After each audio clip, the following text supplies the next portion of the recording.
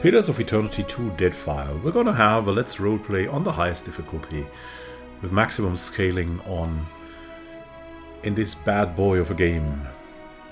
We're gonna explore everything that we can. Anything that is left will be uncovered. Any quest we find, we'll try to solve. Anything that can be done should be done.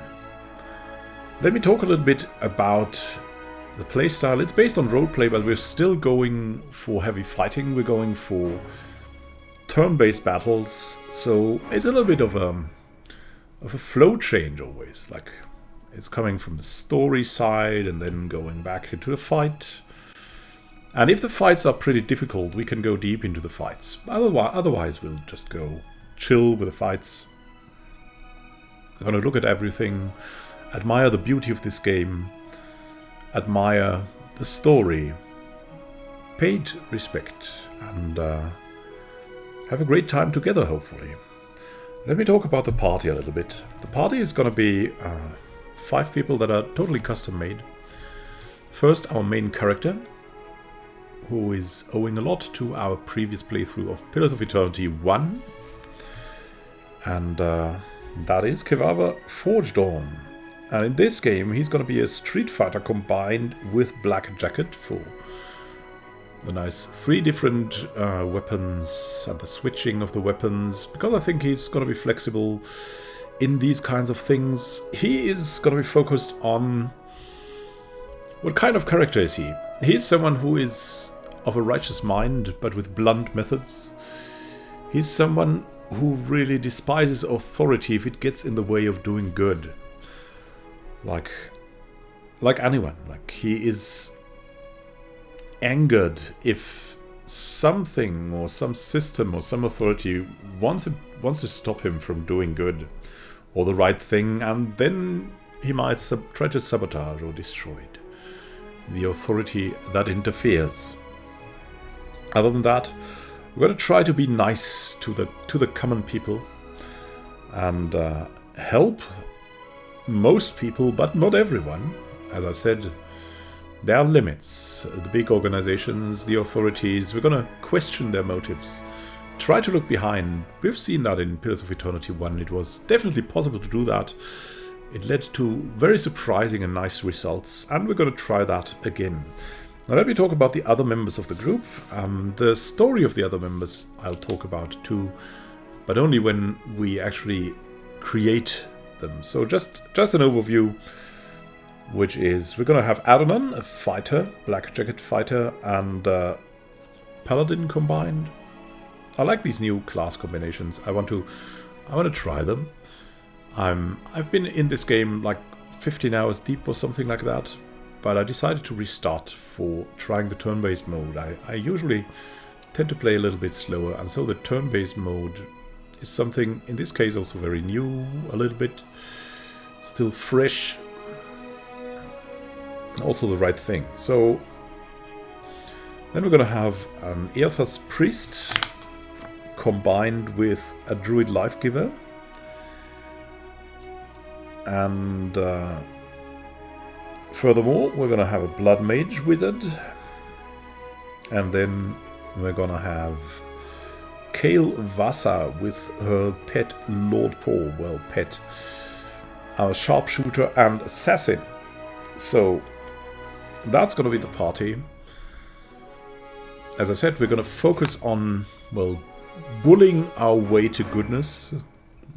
Maybe. It can be described as that. We're going to be pretty diplomatic with the poor people, the lost souls, and we're going to not be as diplomatic with rather the authorities, the ones that have the power, because you cannot treat them lightly. They need to be handled with power, the power they possess. So let's start our new game together on the turn-based mode, as I already said. As we're going to play pretty relaxed, but that still means part of the damned, right?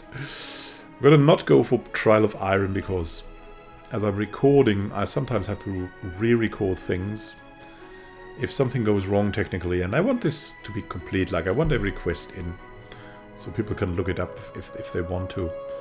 I like to have the main character a little bit better, so he survives a little bit better.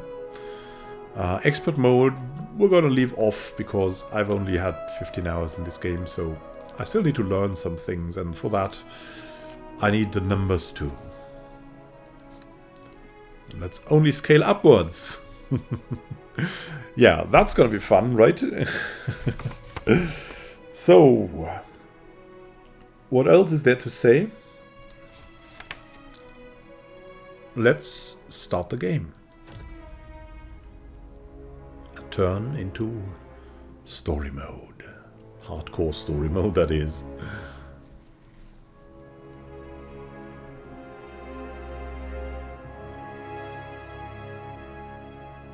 To the Deadfire archipelago, my friends.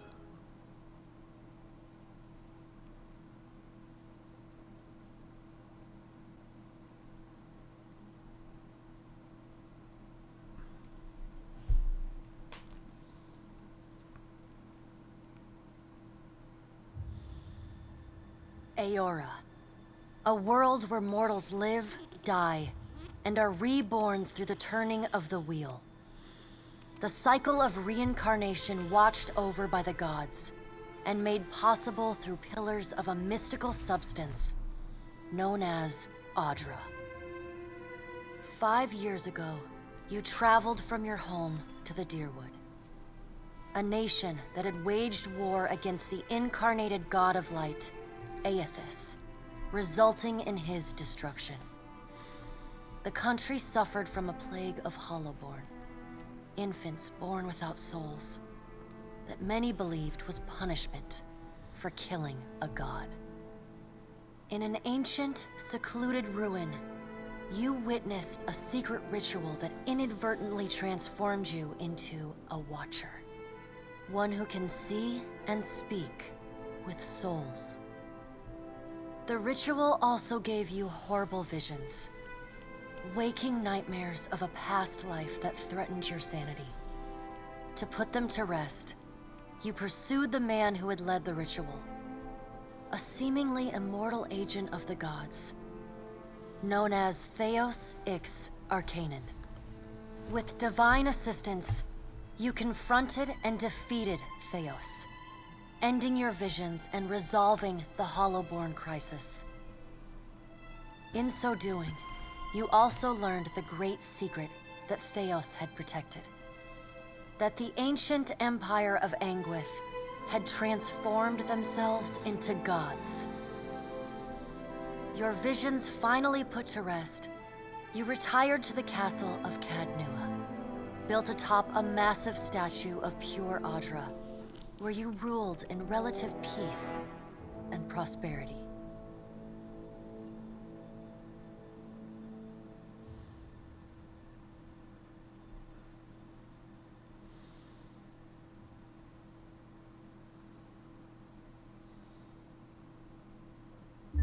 Made a nice story. You fixing up that old keep? Lifting the curse? Must have told it 100 times. But something got to gnawing at me. Thinking the spirits there weren't really at rest. That maybe the gods weren't finished with us.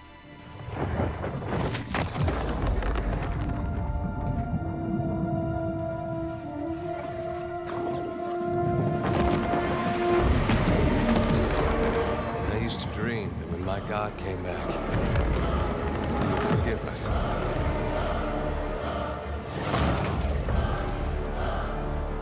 That's the trouble with dreams.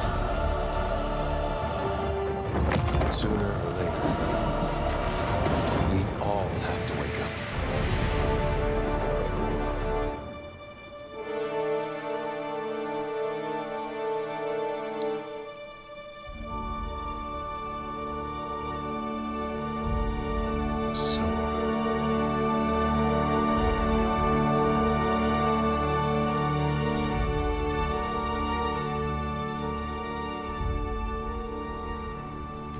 And so you wake to a sleepless world, The in-between of life and death.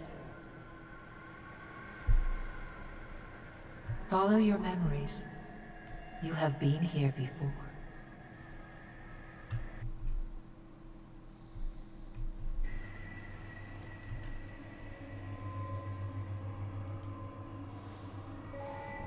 What You is all have of seen that? past the shroud. You are a watcher now, and a watcher you will stay. Hang people. A watcher sees souls, Old Merewolf. knows their pasts, and the souls see them back. Who are we gonna meet? A dubious honor, inheriting a fortress both broken and cursed. Indeed. What is a god? A higher power?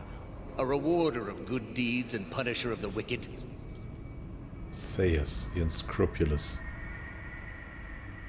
The gods aren't real, but something else entirely. Something created by people. People can create pretty terrible things. And did you ever consider that these were things you were never meant to understand? That their comprehension is beyond you? Arrogant, like Theus Let was. the world see. Let them decide what to do. Indeed. For the people.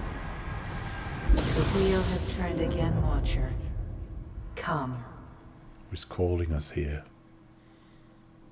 To the purple clouds of the beyond.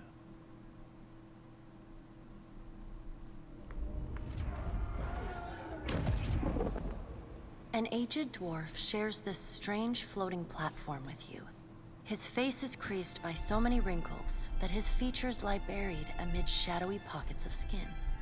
Still, the dwarf's well-practiced habits have left telltale tracks of a welcoming rictus across his visage. You can see his smile coming before it blooms, reshaping the dwarf's face from a hanging sack of flesh into something resembling an oddly carved, merry gourd, replete with unhealthy bumps and discolored splotches. Can you see the symbols here? I always wondered what that means. It's some kind of strange constellation. Is it the wheel? Something that symbolizes the wheel? Or what is that? Let's have a look at everything closely. The creases of the dwarf's face tighten into a smile as he gives you a courteous nod. Walking over the broken gravestones. A creepy path. Going up to the rock held. The skeletal bones of a massive hand. Made of eternal stone. Is that Ardra too? Sit. Please. Yes, we'll sit down. Thank you for joining us, Watcher of Cadnua. The Gaunt Woman seated at the table is clad in time-worn black armor. It seems too massive for her to move in. A pale, slender neck rises from the gorget, topped by a hollow face. The milky skin stretched across it is delicate and translucent, like parchment that has been scraped clean too many times. She is preoccupied with the arrangement of cards on the table between you. With each movement, her armor squeaks and groans as though bearing an incredible weight. She places a final card, gives a nod of satisfaction, and raises her eyes to meet yours. We're a little bit distracted by the wisps playing these games here, and the candles glowing, levitating. But we look back. Your brush with the divine has drained you of your powers, fractured your memories. Look upon these cards.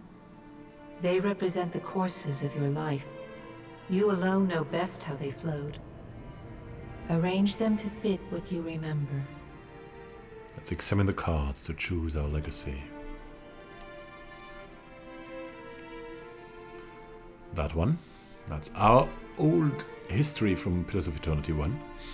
Mostly benevolent, but with some excesses due to heavy resistance from the authorities. Does everything appear to be in order? Yes. Good. Welcome to the Beyond. I am Berath. One half, anyway. She points a finger in the direction of the dwarf who led you here. Though the movement is slight, her gauntlet squeaks like a rusty hinge. Berath is the god of death, as you can see here.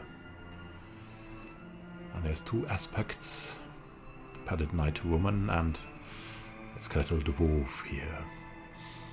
Going for the tarot cards of fate. Classical. The dwarf's rictus returns as he nods in the woman's direction. Tell me, do you remember when we last met? Yes, in the Hall of Stars in Twin Elms we met. And there was no other way to reach our goals. You came to that tower seeking our aid.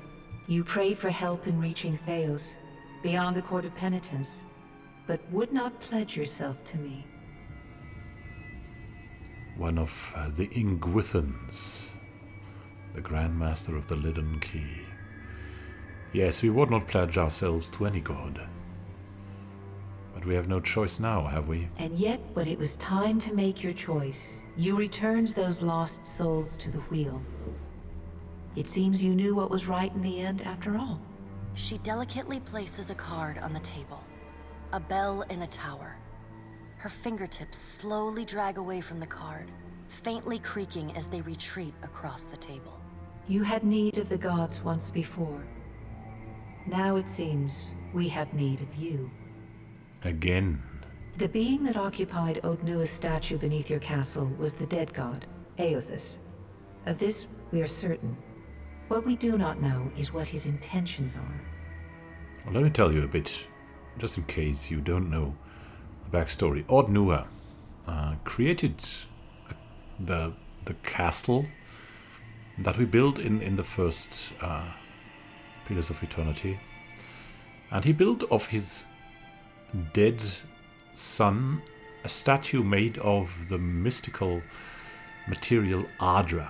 And that statue of Adra, that was gigantic, actually got possessed by Eothas later on. And then he went out there, destroyed everything, destroyed and killed a lot of our people. Went out there, and that's the story where the story of Pillars of Eternity 2 Deadfire begins. We do not know what Eothas, who was really a pretty benevolent god, his intentions are. Though Eothas stole a large fragment of your soul, you were strong enough to survive the onslaught and enter the in-between. You and he are still connected. He has chosen a body made of living Adra, perfused with the power of thousands of souls, including yours. It should be little difficulty for an experienced watcher to find him. So, as usual, when the going gets tough, the tough must get going, and not these weak gods hiding behind their immortality. So, am I dead or what? No, but neither is your body truly alive. Your lungs draw breath, your heart pumps blood, but your flesh is as soulless as a Hollowborn. That is, until I return you. Hollowborn were the crisis of the first Pillars of Eternity. Children born without a soul and with animal-like behavior. We had to recover their stolen souls to give them at least salvation.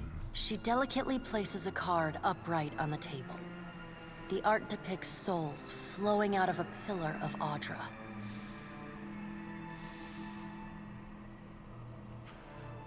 Well, I'd like to find him as much as you would. He destroyed my castle and killed who knows how many people around it that we cared for.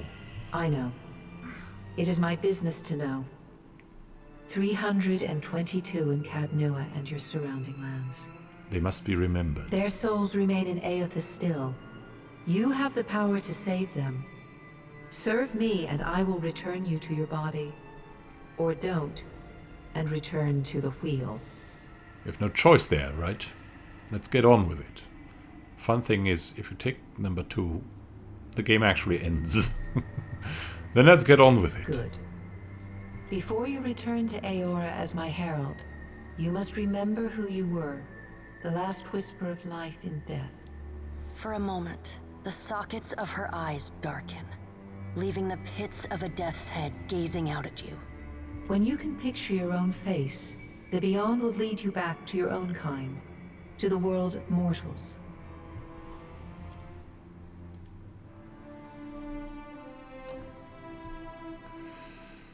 And we're going for a death godlike. Pretty gothic one. As you can see, we have a couple of advantages for that, a couple of disadvantages too. We cannot have a headgear. Against all targets that are near death, Death Godlike gain increased damage and gain increased power level when they are near death. So that complements pretty well the Streetfighter thing about being bloodied. We're a little bit smaller, like an elf. Let's go for the multi-class. A rogue. As you can see here, we have a couple of things that we are gonna need. Most interesting for this character, other things, other characters in our group will do is bluff and sleight of hand. Of course, mechanics is also good, but we have a ranger combined with a rogue that will cover that. We're going to be rather in the front line. Streetfighter, sneak attack becomes more deadly. Initiative decreases when the Streetfighter is flanked or bloodied. When crit damage increases when the Streetfighter is both flanked and bloodied. Initiative, though, is penalized when the Streetfighter is neither flanked nor bloodied. We're gonna get in there.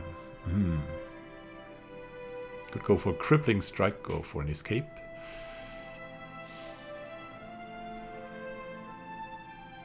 Escape is pretty life-saving.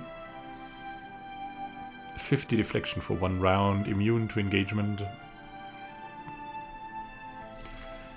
That's a pretty good trick for survival.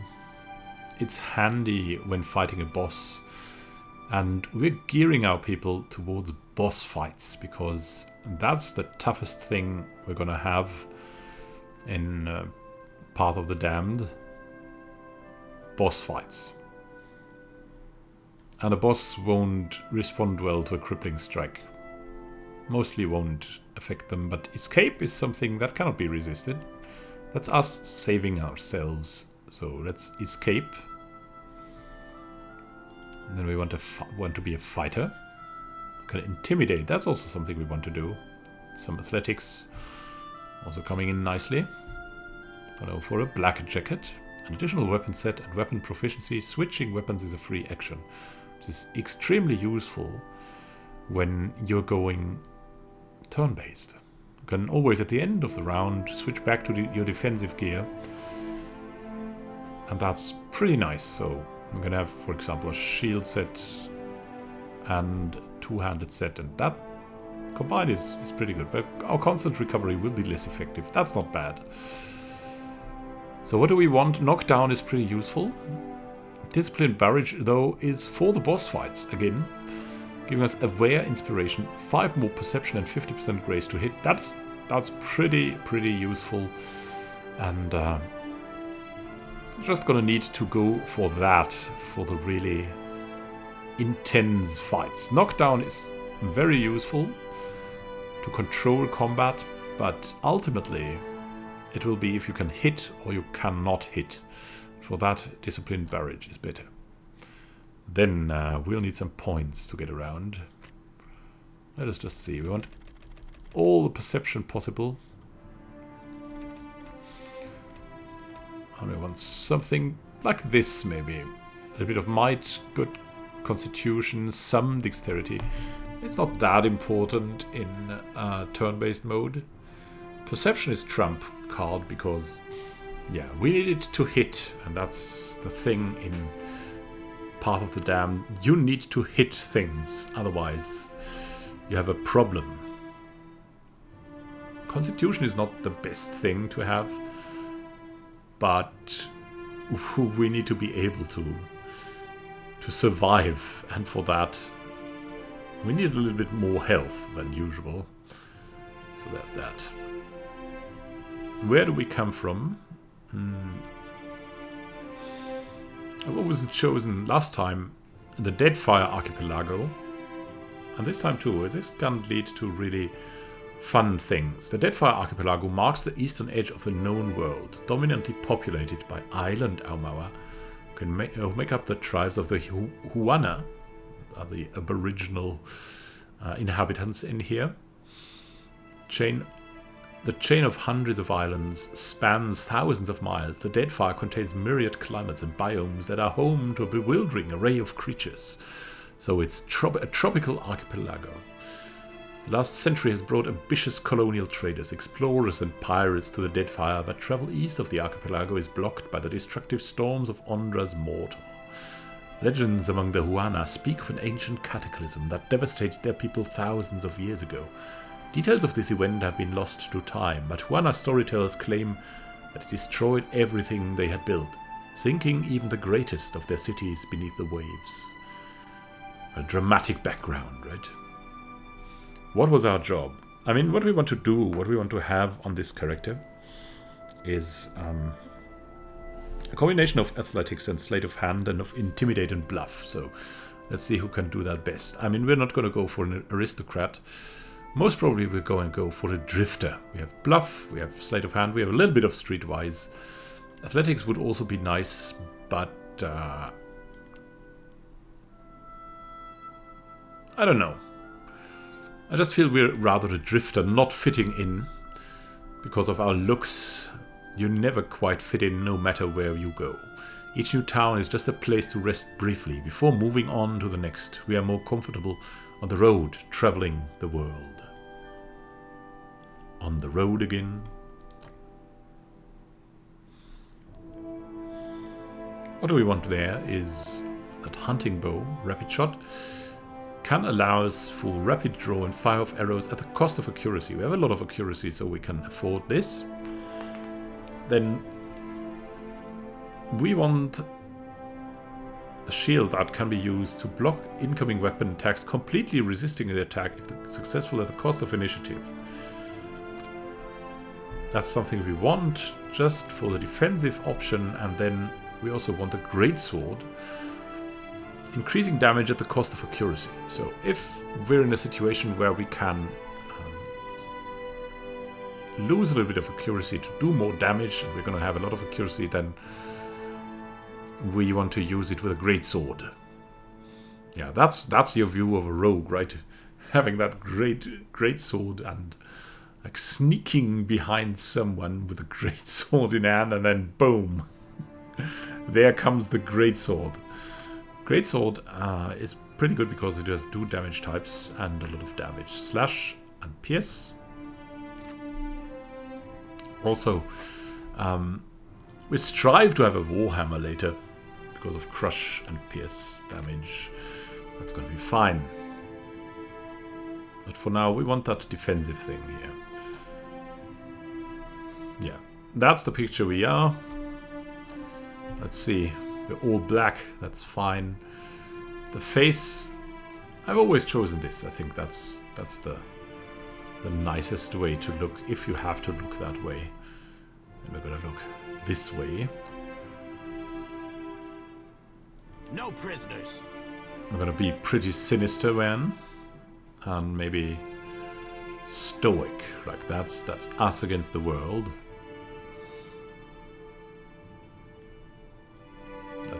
That's just who we are, right? If you look like that, you probably have had your experiences, your bad experiences with the world, and you keep your distance a little bit, symbolized by how we position ourselves here. Watcher? No. Kevaver, Forgedawn. That's us. Rogue Streetfighter, Fighter Black Jacket, Death Godlike. And I have pretty good accuracy and a couple of things here for the Streetfighter. Recovery is slower when the Streetfighter is neither flanked nor bloodied. Sneak attack damage increases, recovery decreases when we are either flanked or bloodied, and on the edge weapon crit damage, sneak attack damage increase, and recovery is faster when the Streetfighter is both flanked and bloodied. So getting inside there will be cool. We have active skills with +3 trap accuracy for some reason. We have Sleight of Hand and Bluff, pretty good. A little bit of Intimidation already because of Fighter. We're already pretty good at Streetwise, but yeah. We know what we want to specialize. Go forth now, Watcher, as my herald. Know that I do not give you this title lightly. When the time comes, you will have the power to reveal the souls that cling to you. To open the gateway from the in-between to the waking world. Find Eothas. Learn his plans. When I have cause to talk to you, I will summon you. With a quick gesture of her hand, you feel a sharp pain in what would be your chest. The pain continues, intruding deeper into your soul. Looking down, you see a small lump of darkness roiling within you. The darkness lingers there, but the pain abates and fades entirely within the span of a few seconds. A chime. Do not fear, Herald. It will not harm you unless you choose to cross me. I trust it will not come to that. Her gauntleted hand gestures to the dwarf, hovering nearby. The dwarf nods, contorts his face with his odd smile, and gestures to a new door. Yes, dwarf. How do you do? Say goodbye, The hopefully creases forever. of the dwarf's face tighten into a smile as he gives you a courteous nod. Walk over the gravestones again. Passing the floating candles and the pillars of Ardra in the background. Over the planks of destiny we walk. Our walk of fate. A fate that is unknown to us as of yet. Where will we arrive? You can hear some voices calling. And we are here. In a ship, it seems. Goosebumps rise on Idair's arms as you approach, but he seems unaware of your presence. You sense the steward's spirit in the bust, but she's unaware of you. That will change now.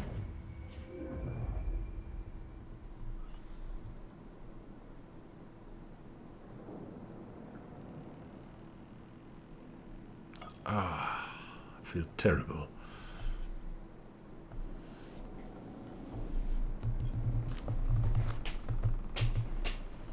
The return to your body feels like waking after a fitful drunken sleep. The rocking of the ship sends pain jolting through your limbs. Crashing waves hammer inside your skull. Adair watches over your body with a glazed look, taking long, even tokes from his pipe. At the first movement of your chest, he starts. His gasp, mid-puff, sends him coughing and straining for breath. No, there's no way. You're awake. What are you doing awake? How are you feeling? Well, I'm in pain, but I'm alive. That's what counts. Alive's a big improvement. I hate to cast a pall over your recovery, but I'm afraid I have some bad news for you. As always, the best news. The voice echoes from inside the bust. The remains of the steward of Cad Nua. Our castle. Cad Nua has been destroyed. Eothas possessed the statue of Maros Nua and rose from the ground, consuming the souls of all nearby. It is only by the exceptional strength of your soul that you survived. And even then, just barely. The further Eothas withdrew, the weaker you became. We chartered this ship and followed him to the Deadfire archipelago. I know not how, but it seems he has retained a piece of your soul. and proximity to it has brought you back. Misfortune's brewing topside. Magrance fires the captain stirs. An older man with ale sour breath rubs his bloodshot eyes and stares at you. Magran is the goddess of fire and challenge and things like that. So let's continue. Engrim, the smell of drink on your breath could wake the very dead. Now what's this about? Pirates. They're demanding parley with you, Captain. I know this is asking a lot, but you better arm yourself and get on deck. Should be some gear in there. He indicates a nearby wardrobe. Yeah, let's hurry up. There's gear in that wardrobe. Take what you need. All right. We'll take everything. Now make some use of it. Yeah, we don't need the simple clothing anymore. Oh, that's how we look. Pretty ruined, eh? Let's go for the mail. And the weapon sets here.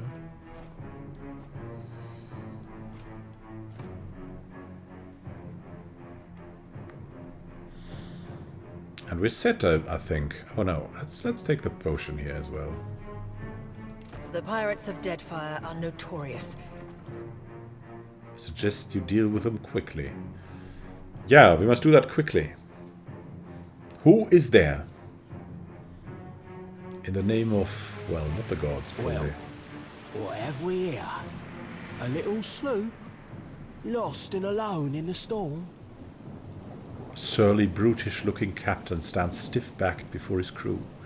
He scowls as he assesses you, his hair whipping about his ears in the wind. I'll be taking your ship now, if you don't mind. And especially if you do. Well, at least he asked. I am a gentleman of fortune. The captain shrugs in the sheeting rain before pinning you with a slow, murderous grin. Give her up easy, and I'll see you get a swift death. It'll be bloody and agonizing, sure. But at least it'll be quick. Well, you know what?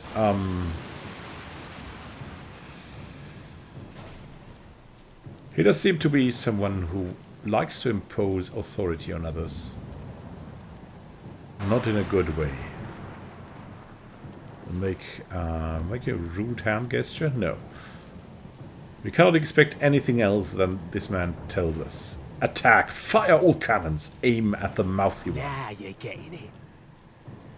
He spits over the side of the deck. Listen up, mates. He cracks his neck as he addresses his crew. I'm off to spear me a bigger fish. One with sharper teeth like. I'm trusting you lot not to cock this up. Don't damage the sloop when you take it. Play with the crew if you'd like, but don't bring me any prisoners. None that are alive. Huh. You heard, Bandwidth! After... Here we go. And what now? And we have a sailor down there who's pretty much in a lot of danger. I have two pirates here. We should really go help here. We can't do that.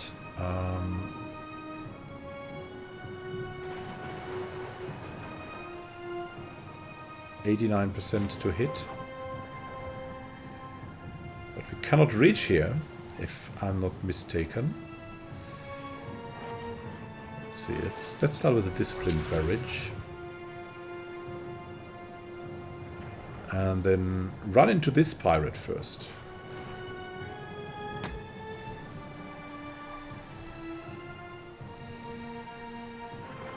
And then move over here.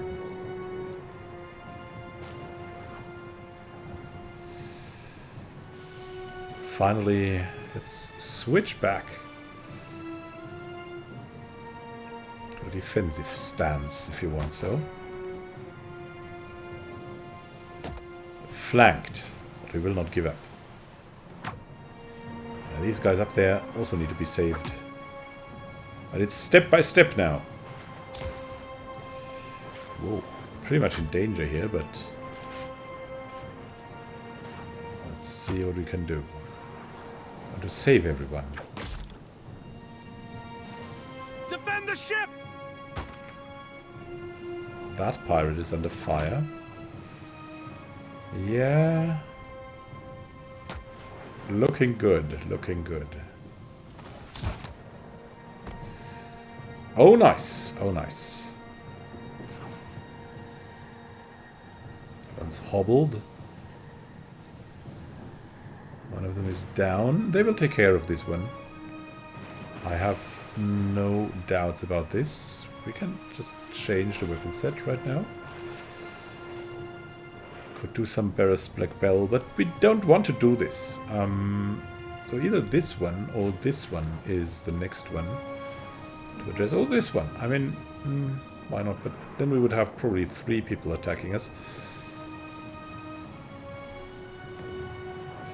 Now we're taking damage from this one. Athletics is a free action. Once per encounter, second wind. We can do that, but not right now. Yeah, let's actually do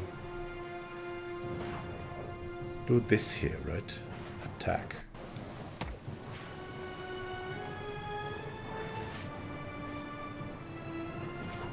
And then return to the shield setup.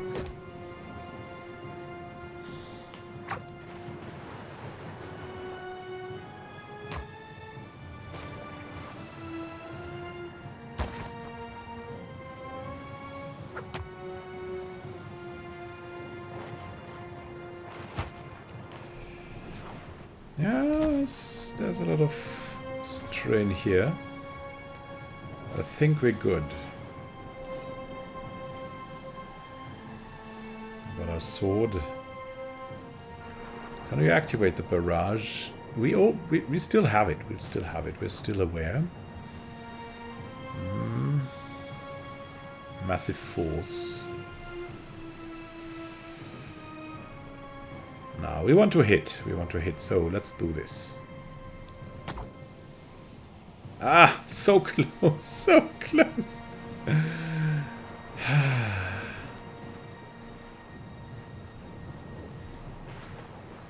Stop this. Nice. Ow. It's terrifying. Ouch. Come on, can't you help? Ah. You should help up there. One sailor's gonna go down. There's no doubt about that. No doubt. Well, what are we gonna do?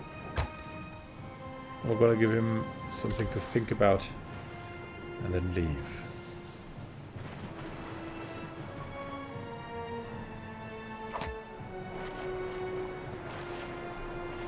And run over.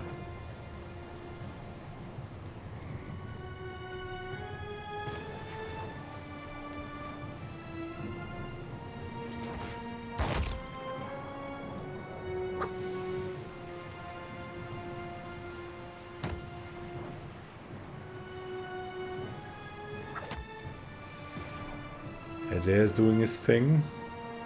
Pretty good damage. One sailor's going down, unfortunately. There's still this pirate. This one's gone down. Pretty well done. We need to save our helmsman. To battle!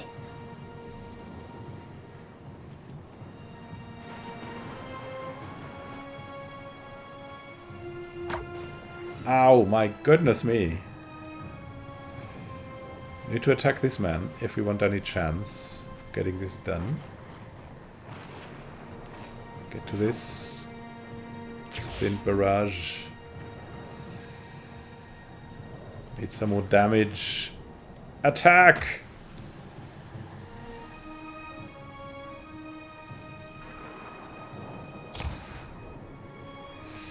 So close! Come on. To save the helmsman. Can we do that? Seems like they're attacking us, so we could. Yes! It seems good. Seems great.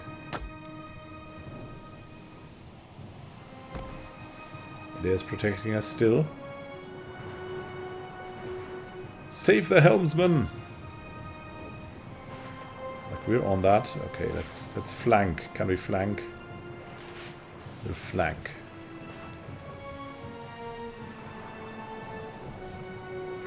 Oh no!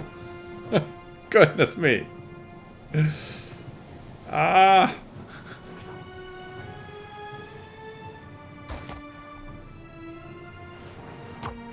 Ah! So close! Oh, we did it. Only one has died. Still pretty bad, but... Picking up. Take cover! To save the Defiant! On deck. Or below deck, rather. You've defeated the pirates, but you're not out of trouble yet. The storm picks up, lashing your ship and driving you dangerously close to a rocky shore. The Defiant's crew hurries to reduce sail and batten down the hatches. They work quickly, but the ship is still listing heavily. Just then a loose crate tumbles toward you. Gathering speed on the rain-slick deck, it misses you but knocks Chitupek, one of your deckhands, off his feet. The Defiant heaves. Chitupek pitches over the side. He grabs onto the rail, but his fingers are slipping. He cries out for help.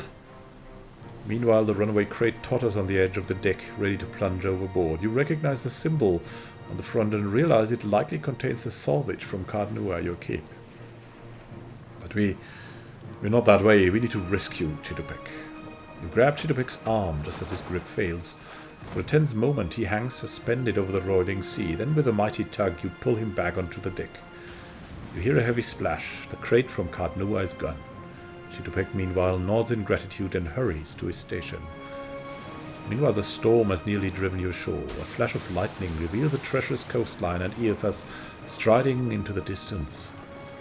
The lookout barely has time to shout a warning before the Defiant runs aground. The impact hurls you from the deck and into a froth of waves, bodies and splintering debris. You struggle toward the sea, the beach just ahead. Even as the surf tugs you toward the open sea, you kick and paddle with all your might until at last you feel sand between your fingers. Pulling yourself ashore, you collapse and lie down. Without any muscle to move.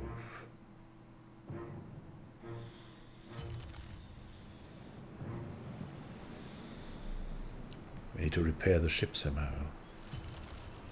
Explore the island. You've been getting a lot of sleep so far on this trip. I'd awoke you, but you look so peaceful with your face in the sand. Adair runs his fingers through his hair and removes a strand of seaweed he finds lodged there. He examines it closely and then tosses it onto the sand. And we're going to need Adair for things like lockpicking help, so... If you're worried about the ship, you can stop worrying. It's wrecked right over there. He points out the Defiant, despite it being difficult to miss from your vantage point. So far, it's just you and me and the chair lady over there. Adair nods towards something further up the beach, the steward here. It's a relief to see you awake, my lord. I worried you were in for another long sleep. Your steward appears to be lodged between some rocks. Despite this, her tone is warmly cheerful. Ah, what happened? Ran aground, looks like. Statue headed inland. Guess he had business here. Or he needed directions. I do sense a few survivors close by. The rest... You could give them guidance, but they are beyond any other help. That is, assuming this experience has not diminished your abilities as a watcher. If you can see the souls of our dead and speak to them, it would be a great comfort. The view's better than I would have thought. We better go see if they're all right. Yeah. And the gods, as usual, they don't help. Any help here, Berath? There's no reply, save for the calling of gulls. The constant crash of the water upon the shore. I'd shout for Eothas, but I'm worried he'd hear me and come over. Yeah. Can we patch up the ship? What do you think? I'm afraid I won't be much assistance in that regard. And not to doubt Master Adair's capacity, but even he would need supplies. That's true. Steak, especially. Patching the hull is only the start. You're going to need help getting the Defiant out to sea again. And a crew, for that matter. My goodness. Let's see about the other survivors. And somehow we gotta get the ship repaired. I don't want to be paddling out of here on a salvage raft. For now, I'd say your best bet is to find some sign of civilization. If nothing else, we may be able to hire on a shipwright. My lord, if it is not too taxing, could you explain how it came to pass that you were returned to us? My soul passed into the beyond, and Berath gave me a choice. Find Eothas or die. These gods. You make one deal with them to stop a madman, and the next thing you know, they're threatening your soul. It's true, Adair. You have to be careful. That isn't much of a choice. But castle or no castle, you are still my lord, and I will aid you to the best of my ability. Well, I suppose we better get a move on. Let's go. We're gonna have him a rogue to help us pick the chests and gain a lot of money. First thing, so... Adair, you're a rogue now. We're gonna try to help him wherever we can with his quest. But he's gonna stay a secondary one. As I said, we're going to go for a custom-made group. Maybe that's interesting to you as well. It's something special. We want to have something to make this something, well, as I said, special. Good old Adair. How do you do, friend? And how do you do, friends? We're gonna stay together here for the next, waiting for the next episode. It will not be too long, I guess. Have a great time until next time, and happy gaming. This is Ivan Khan signing out. See you soon, my friends, and happy gaming. Return to the campfire.